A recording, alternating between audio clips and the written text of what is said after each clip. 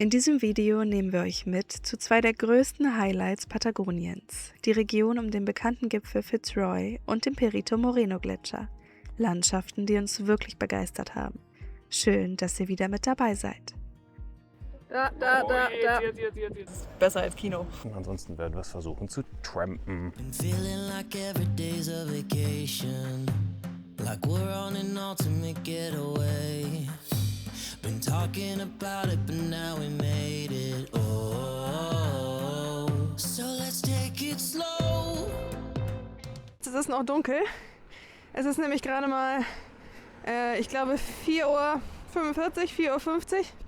Und wir sind auf dem Weg, denn heute ist richtig, richtig gutes Wetter angesagt. Und das wollen wir nutzen, um in Richtung Fitzroy zu gehen. Wir sind jetzt auf dem Track und beim Losgehen hatten wir 2 Grad, jetzt auch nicht viel wärmer, aber es sind schon Leute unterwegs. Also es standen einige auf dem Parkplatz, da gehen schon welche. Also sind wir nicht die Einzigen, die schon so früh gestartet sind. Ach du Scheiße, wie viele Leute sind denn da hinten? Während wir zum Sonnenaufgang an diesem Aussichtspunkt sein wollten, hatten scheinbar viele andere Menschen vor, den Sonnenaufgang schon oben am Ziel zu genießen. Dafür laufen die meisten schon am Vortag mit dem Zelt hoch. Aber unser Blick hier gefällt uns auch ziemlich gut.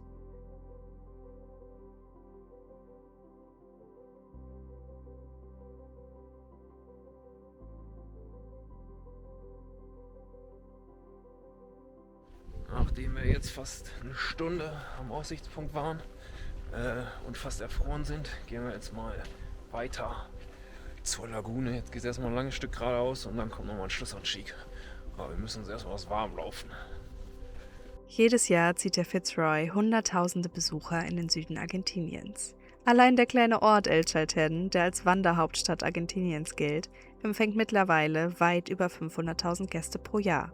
Und für die meisten von ihnen gibt es nur ein Ziel, den Fitzroy. Mit seinen 3.405 Metern ist er zwar längst nicht der höchste Berg der Anden, doch er zählt zu den markantesten der Welt. Seine nahezu senkrechten Granitwände ragen steil aus den patagonischen Landschaften empor und machen ihn zu einem der anspruchsvollsten Berge für Alpinisten. Seinen Namen erhielt der Berg vom britischen Kapitän Robert Fitzroy, der 1834 die Küste Patagoniens vermessen ließ. Wir sind am finalen Anstieg und es ist ultra viel los.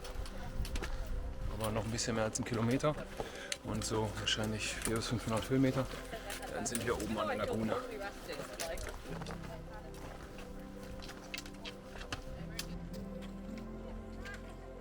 Ja, ich glaube, aber ab da oben, wo der dicke Stein liegt, wird es flacher.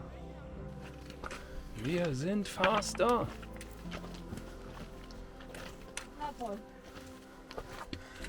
Leider kommt noch eine Kuppe. Aber wir wissen ja mittlerweile, nach der ersten Kuppe kommt immer noch die zweite Kuppe. Die indigene Bevölkerung kannte den Gipfel jedoch schon lange vorher als Chaltén, den rauchenden Berg. Die Wolken, die sich fast ständig um seinen Gipfel bilden, lassen ihn wirken, als würde Rauch aufsteigen. Und genau das macht diesen Ort so besonders.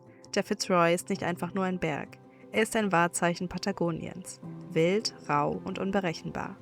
Das Wetter kann sich innerhalb weniger Minuten komplett verändern. Und man muss wirklich Glück mit dem Wetter haben, ein wolkenfreies Fenster zu erwischen. Wir haben also das absolut perfekte Wetter erwischt. Während wir hier Pause machen und das Panorama genießen, bekommen wir noch Besuch.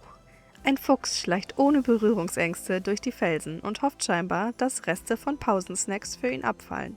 Das Füttern ist hier aber natürlich, wie überall in Bezug auf Wildtiere, strengstens verboten.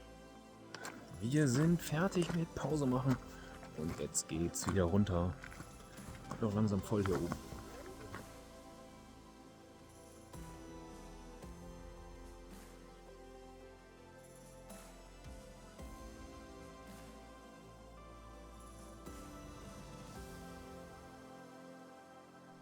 Wir haben den Abstieg geschafft und sind jetzt links abgebogen, anstatt direkt nach El Chaltén zurückzugehen, weil wir nach Rio Eléctrico gehen. Und da hoffen wir, dass wir weniger Menschen sehen und auch nochmal die schöne Aussicht auf einen Gletscher haben. Da müssen wir später noch mit dem Taxi irgendwie zurück. Vielleicht gibt es Empfang, wir können Uber bestellen, aber Werden wir schon irgendwie schaffen, ansonsten werden wir es versuchen zu trampen. There's not a thing that I would change. When I look back on every day, I count the blessings that became, like when the drought needed the rain, when the winter nights were frozen cold, reaching for a hand to hold, I found you. I went north to south, from east to west, the emptiness that filled my chest without you.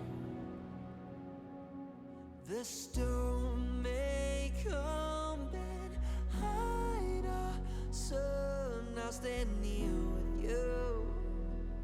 I'll stand near with you, yeah. When seasons change, Auf dem Ziel näher, noch 2,5 Kilometer ungefähr. I'll stand near with you. I'll stand near with you, yeah.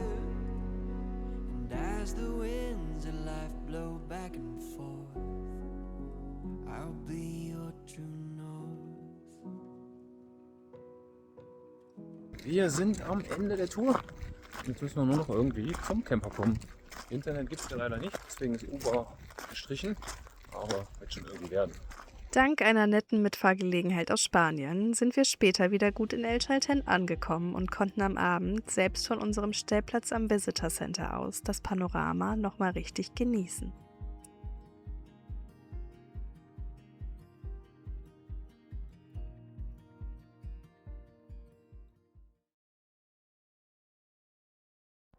So langsam wird's hell. Bin schon seit 1,5 Stunden unterwegs und heute geht's dahin. Also beziehungsweise zur Lagune davor. Der Himmel leuchtet hier hinten schon richtig schön rot und da hinten müsste man jetzt auch den Cerro Torre sehen. Da geht's jetzt hin. Jessie ist heute leider nicht dabei, die hat sich gestern irgendwie bei der Wanderung das Knie angehauen an einem Ast. Das tut ein bisschen weh und da macht es keinen Sinn, auf eine 20 Kilometer Wanderung zu gehen. Deswegen bin ich mit Julia und Markus alleine unterwegs und wir wollen jetzt möglichst zügig zum Cerro Torre, weil es soll nämlich gegen 9 Uhr die Wolken aufziehen und wir wollen ihn natürlich ohne Wolken sehen. Aktuell ist noch alles frei. Hoffen wir mal, dass es auch noch länger so bleibt. Da mein Schädel gerade vom Cerro Torre war, hier jetzt nochmal der Fels, der da so senkrecht hochragt. 3200 Meter hoch. Seine fast senkrechten Granitwände machen ihn zu einer echten Ikone Patagoniens. Er gehört zu den technisch anspruchsvollsten Bergen der Erde. Nicht nur die steilen Felswände, sondern vor allem das unberechenbare Wetter machen eine Besteigung des Cerro Torre zu einer enormen Herausforderung. Selbst erfahrene Alpinisten warten oft wochenlang auf ein kurzes Wetterfenster. Wer mehr dazu erfahren möchte, wir können euch den Dokumentarfilm über den Cerro Torre von David Lama ans Herz legen. Als wir das gesehen haben, waren wir echt glücklich über unser Wetterfenster. Allerdings muss man auch sagen, dass die Wanderwege, die wir ja nur begehen, hier auch echt super sind und nochmal deutlich entspannter als die Tour gestern zum Fitzroy.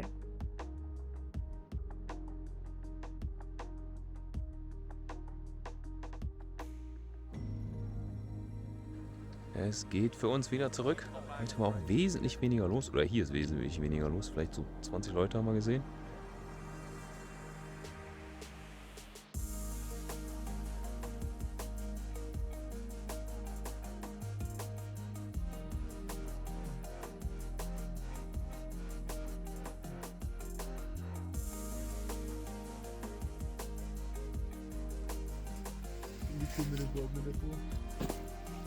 Also mittlerweile ist schon wesentlich mehr los, aber zum Glück nicht so viel wie gestern. Und wir sind beim letzten Anstieg. Und gleich kommt der Aussichtspunkt. Ja,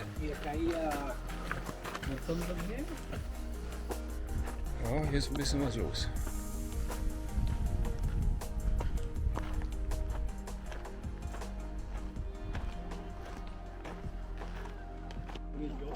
Fitzroy und Cerro Torre sind in den Wolken.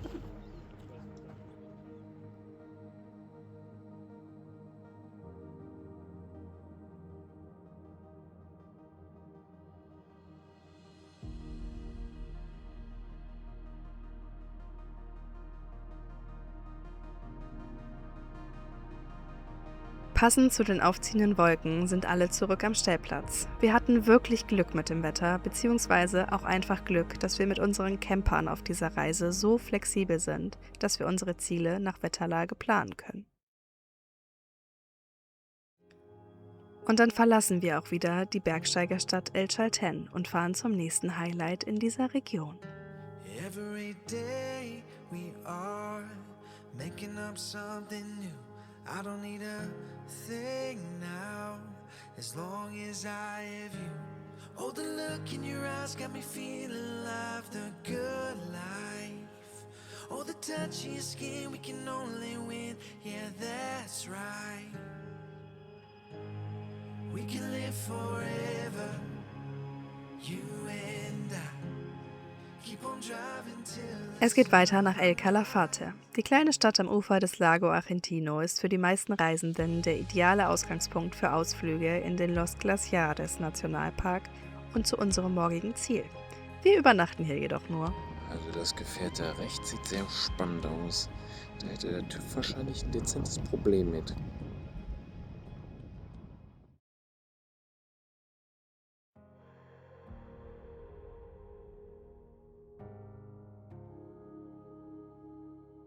Wir sind gerade in Perito Moreno Nationalpark, also den vom Gletscher reingefahren. Irgendwie kam der Eingang früher als erwartet. Das Wetter ist aber aktuell noch ziemlich schlecht, aber wir haben die Hoffnung, dass es heute Nachmittag besser wird. Und dann können wir hoffentlich zum Gletscher gehen. Bei Regen würden wir das natürlich nicht machen. Also drückt die Daumen, dass ein bisschen die Sonne rauskommt.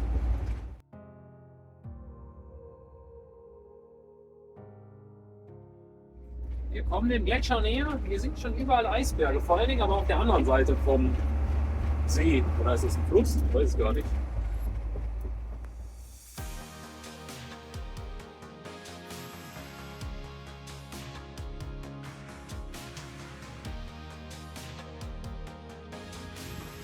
So, wir haben am ersten Mirador mal angehalten. Und jemand gut guckt.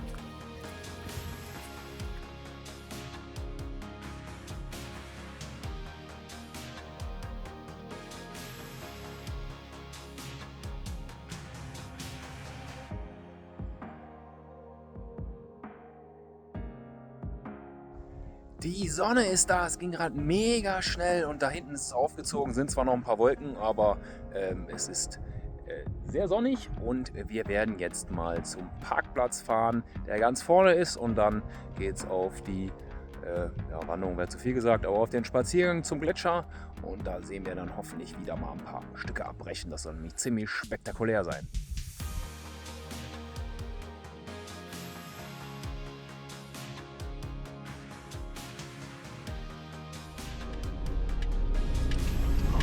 Da steht doch Ulmi. Ja, ist gut, das schwingt das schon. Ganz ruhig, ich brauche laufen. Ist aber nicht so breit. Wir haben geparkt und jetzt geht es noch im Shuttle nach vorne zum Gletscher.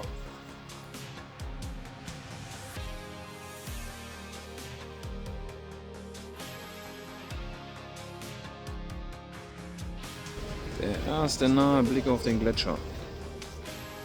Wir haben gerade das erste Mal das Kalben gehört, aber leider sind wir hier gerade in so einem kleinen Waldstück und demzufolge sehen wir leider nichts. Aber ja, nee, genau, wir haben es gehört.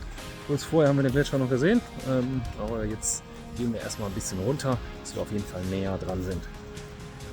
Mit einer Fläche von rund 250 Quadratkilometern und einer bis zu 70 Meter hohen Eiswand schiebt sich die gewaltige Gletscherzunge des Perito Moreno Gletschers in den Lago Argentino.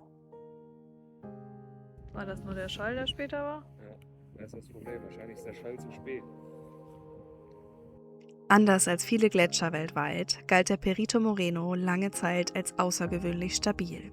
Während sich die meisten Gletscher aufgrund steigender Temperaturen Jahr für Jahr zurückziehen, blieb seine Eismasse über Jahrzehnte nahezu im Gleichgewicht.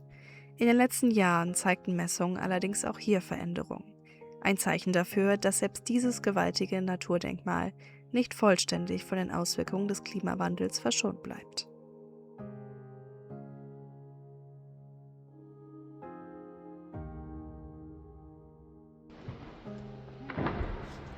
Hast du das gesehen? Ja. Das war, glaube ich, hinterm Ast. Das war auf jeden Fall relativ klein und dafür recht laut.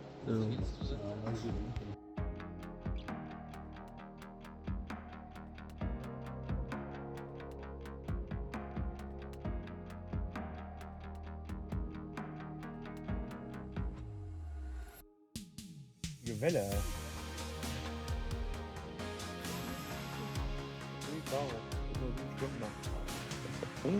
Kommt noch mal was? Ja.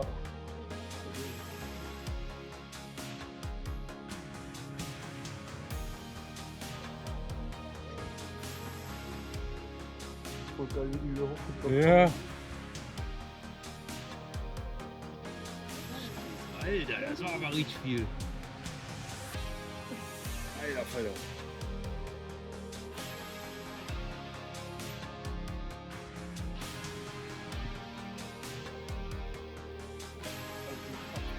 Ja, das war relativ weit unten, ja. Ja. Jetzt geht's zurück, ja. Ja. Ja gut, es muss ja irgendwann muss es wieder rauskommen, ne? So, wir standen jetzt da, ich glaube 1,5 Stunden an einem Aussichtspunkt. Und es ist immer mal wieder ins abgebrochen. Es hat geknackt, so geknarzt. Und wir haben mal gedacht, jetzt passiert mal der richtig große Abbruch. Das war bisher irgendwie noch nicht. Nee, es war immer ein bisschen weiter weg. So richtig vorne, da wo wir waren, halt nicht. Aber naja, wir gehen jetzt mal weiter und vielleicht sehen wir nochmal etwas Größeres abbrechen. Was den Perito Moreno so besonders macht, ist seine ständige Bewegung. Jeden Tag schiebt sich das Eis langsam weiter vor, im Durchschnitt etwa 2 Meter. Dabei entstehen gewaltige Spannungen, die sich mit einem lauten Knacken entladen. Immer wieder brechen haushohe Eisblöcke von der Gletscherfront ab und stürzen mit donnerndem Getöse in den See. Dieses Naturschauspiel ist wirklich faszinierend anzusehen. Doch genau hier liegt auch ein Zwiespalt. Es ist kaum möglich, von dieser gewaltigen Eismasse zu stehen, ohne zu erkennen, wie empfindlich selbst scheinbar unvergängliche Landschaften sind. Ach du meine Güte! Was ist drauf? Ja.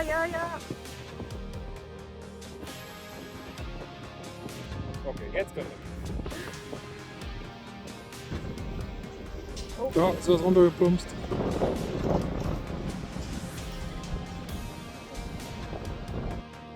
Da.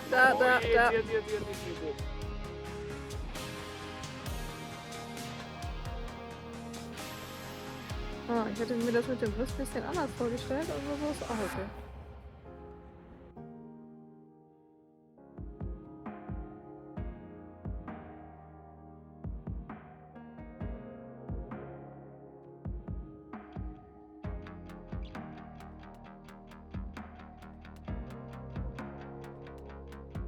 Wir sind fast wieder am Camper. Den Rückweg sind wir gegangen. Da gibt es komplett durchgehenden Steg.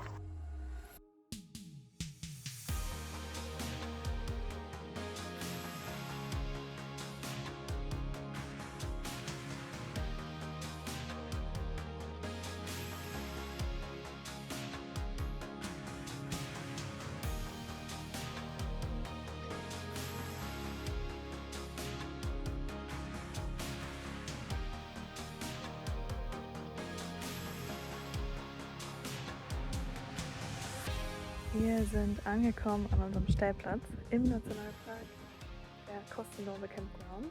Die Rangerin am Eingang meinte auch nur so, ja, braucht ihr irgendwas? Und wir so, nö, wir wollen auf den Campground. Ja, und dann einfach da lang. Ja, liegt es auf jeden Fall gut. Vor uns ist ein See und da hinten sind auch eigentlich dann die Gletscher. Ja, ist ein bisschen windig, mal gucken, wie sich das verhält und wir stehen ganz gut in Windrichtung. Von daher sollte das alles passen.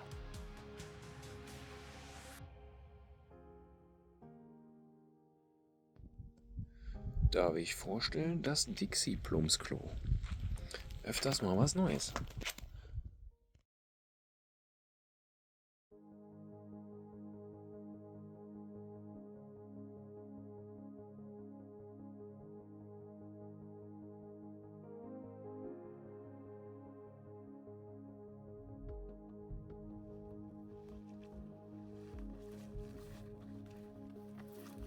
Wir sind im Anstieg und jetzt geht es konstant 1000 Meter nach oben.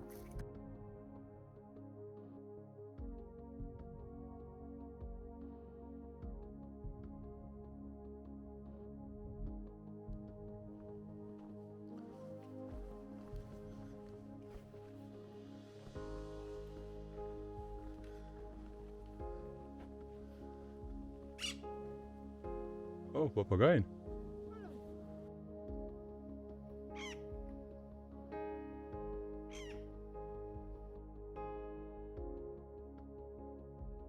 Wir sind seit 2 Stunden unterwegs. Ist gerade so ein kleiner Wald, aber eigentlich geht es richtig steil hoch. Noch 1,7 Kilometer und ja, ein bisschen weniger als 400 Höhenmeter. Gerade kommen leider ein paar Wolken rein. Hoffen wir mal, dass wir oben trotzdem eine gute Sicht haben. Da hinten in den Wolken sieht man schon den Taurus Alpine. Aber sehr wolkig da. Ich würde mal sagen, da oben ist das Ziel.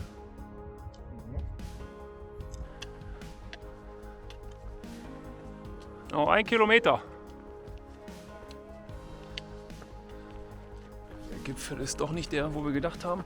Es geht noch mal ein ganz schönes Stück nach oben. Wir werden von Guanacos beobachtet. Wir finden aber hier auch nicht so viel zu fressen, würde ich mal sagen. Oh, juckt.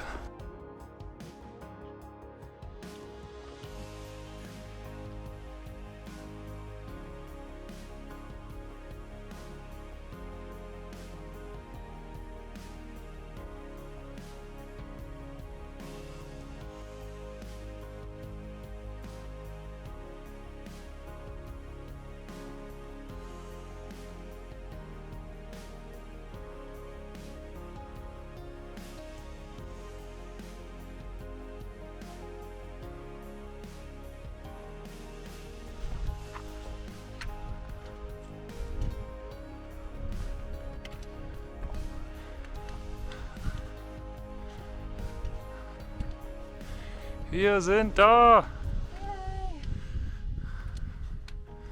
Oh, ordentlich steil hier.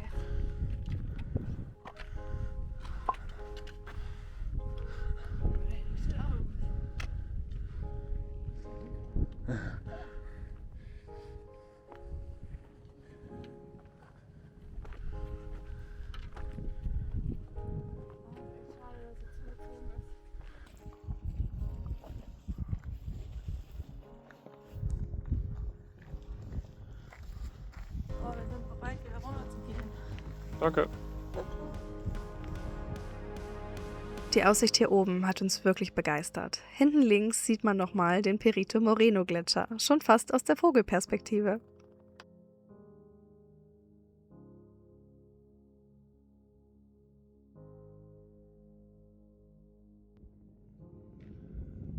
Es ist auf jeden Fall sausteil hier runter. Oben ist natürlich auch steil, aber runter ist irgendwie immer noch mal schwieriger zu gehen.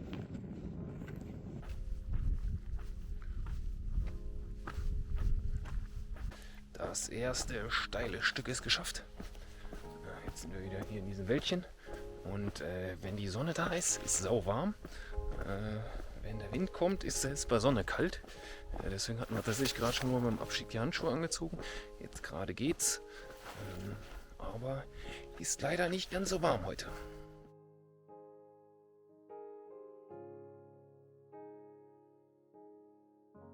Wir sind wieder unten. Müssen uns nur noch austragen und noch 1,3 Kilometer zurückgehen zum Camper.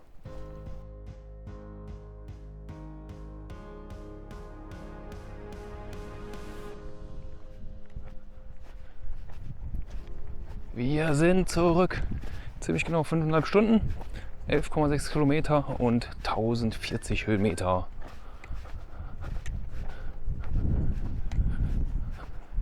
Da steht der Camper. Und bei den Campern ist auch Julia, die heute nicht mitgegangen ist. Wie es bei uns schon fast Tradition ist, gibt es nach einer Wanderung einen leckeren After-Hike-Kuchen. Heute von Julia frisch gebacken. Hast du gesehen? Lecker. Okay. Hat Julia gut gemacht. Den Duft fand wohl auch dieser kleine Fuchs ganz nett, der sich aber auch schnell wieder verzogen hat, nachdem wir ihm nichts abgegeben haben.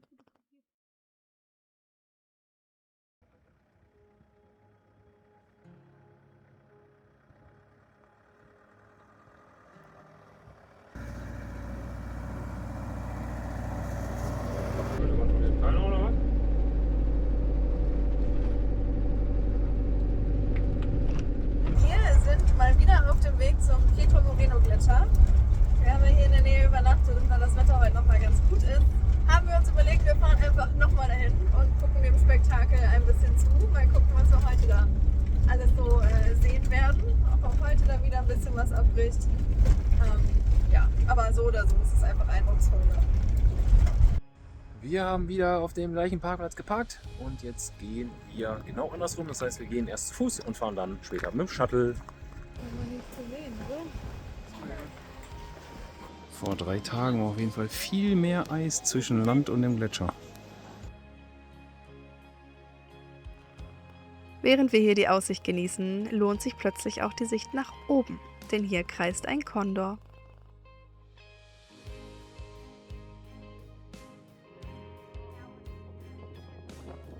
Oh, was ist eine Welle, ey.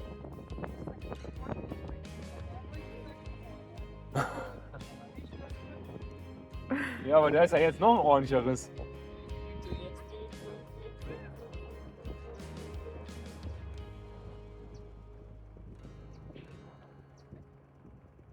Jetzt nicht nur Markus Akku leer, sondern auch sein Speicher. Wo es eben runtergefallen ist. Ja, und die ganze Wand kommt, die ganze Wand.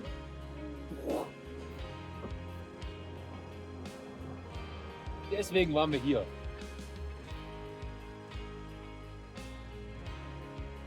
Boah, die Welle. Jo. Krass. Nachdem wir jetzt über 1 Stunde an dem gleichen Platz standen, haben wir uns mal entschieden, ein Stück weiter zu gehen.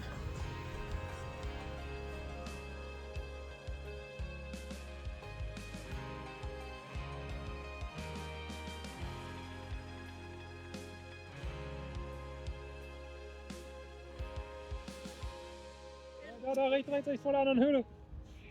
Ich sag ja, die ganze Wand bricht ab irgendwann.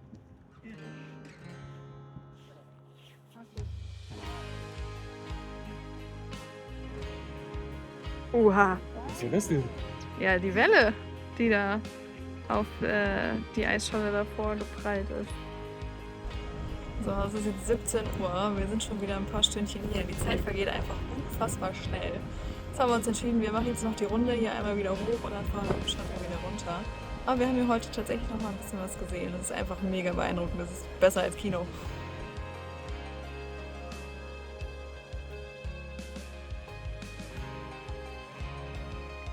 Der Perito Moreno Gletscher verabschiedet uns bei Sonnenschein doch nochmal mit einigen Eisbergen. Und damit verabschieden wir uns auch für diese Woche. Wir hoffen, euch hat die Landschaft hier genauso gut gefallen wie uns. Falls ja, freuen wir uns sehr, wenn ihr uns ein Like oder auch einen Kommentar hinterlasst. Darüber freuen wir uns immer sehr. An dieser Stelle auch ein ganz herzliches Dankeschön für all euren Support. Das bedeutet uns wirklich viel.